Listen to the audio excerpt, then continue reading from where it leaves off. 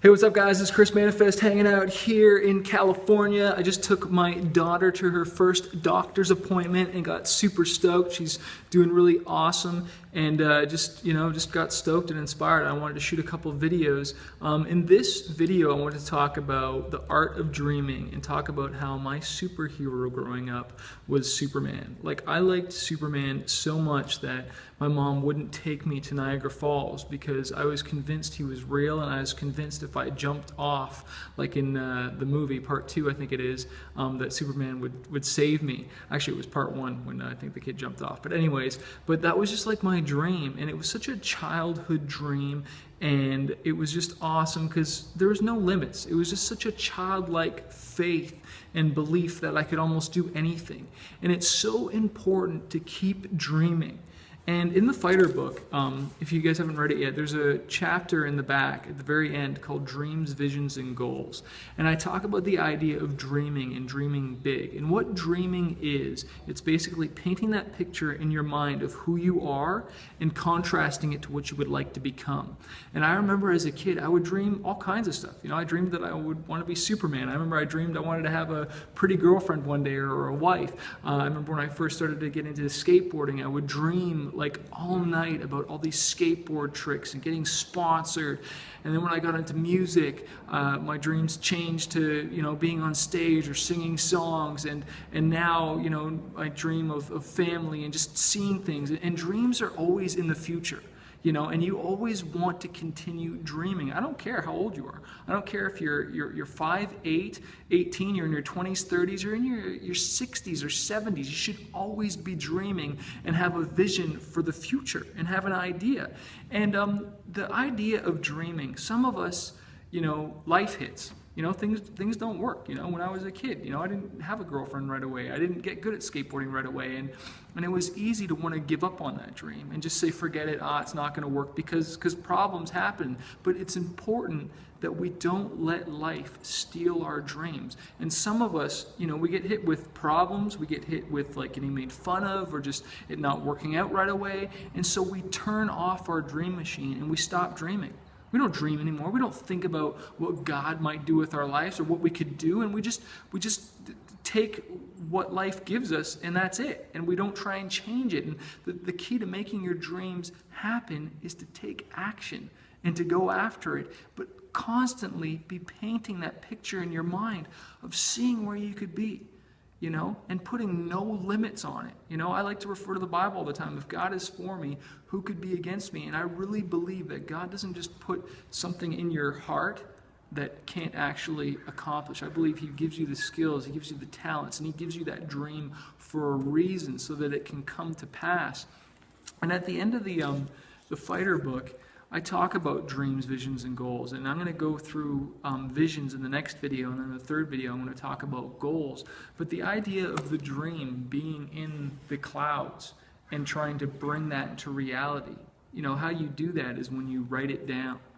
And that's what I'm going to be talking about in visions. And then what I like to call goals are dreams with a deadline. Putting a deadline on your dream and saying, hey, when is this going to happen, and what action steps am I going to put towards to make it happen? That's the reason I wrote the Fighter book, is because I want to see your dreams happen. And I really believe there's a roadmap to get there. And that's first by dreaming. Maybe you're sitting outside and just going for a walk and thinking. Sometimes I just skate and I'll have my iPod, listen to tunes. I'll just be skating, doing tricks, and I get ideas, I get dreams, and I start to think. Sometimes you can go to the ocean, you can go to the water, go somewhere that inspires you, go to a coffee shop. Maybe you're sitting by a fire and you're just thinking, or you're looking up at the stars at night and just dreaming of what God can do with your life. Because if you make yourself available and step out there and just say, hey, God, here I am. Do something great with this life. It's amazing how He comes and puts those things inside your heart, and then you start to take action. Things start to happen.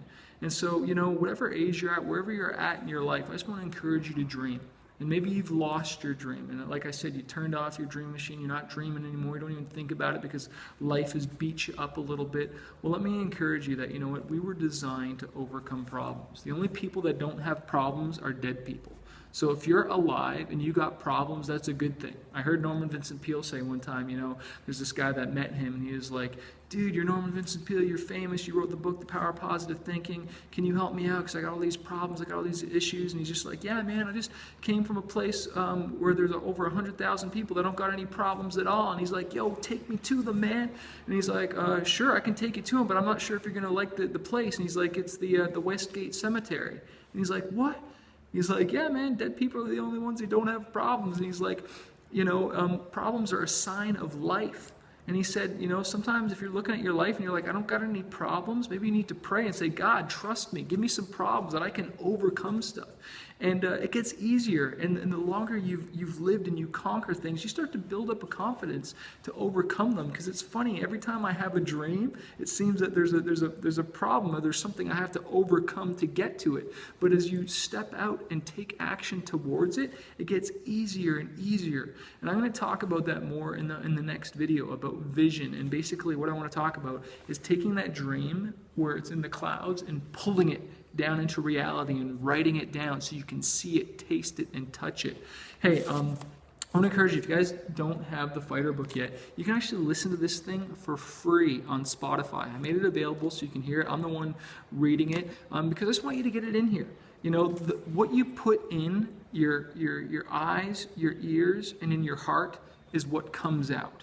And so you want to fill yourself with good stuff, positive stuff, the Word. I like to read a lot of self-help stuff because it just inspires me and encourages me, because there's a lot of things I want to do, and sometimes fear is always just trying to creep up on me and push me down. When I get these ideas, when I want to sit down and write a song or something like that, I still get thoughts that are negative, and I got to keep pushing it out of my mind. That's why I fill myself up with the Word and inspirational stuff constantly.